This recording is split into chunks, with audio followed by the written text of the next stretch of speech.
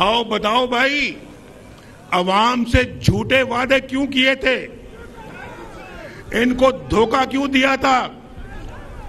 ये खैबर पख्तूनख्वा के लोग तो बहुत सादे लोग हैं, बड़े सीधे साधे लोग हैं और बहुत प्यार करने वाले लोग हैं। इनको धोखा देते हुए आपको शर्म नहीं आई? इनको क्यों धोखा दिया? इनके जज्बात के साथ खेला आपने।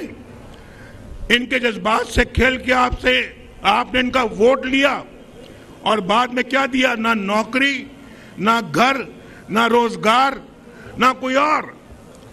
आपने तो पाकिस्तान के अंदर यहां पे कहा था कि मैं 1 बिलियन ट्री की आपने वादा किया था, यहां खैबर पख्तूनख्वा में किया था या नहीं किया था? बोलो। मैं पूरा रास्ता देखता आया हूं कि वो 1 बिलियन ट्री किधर है।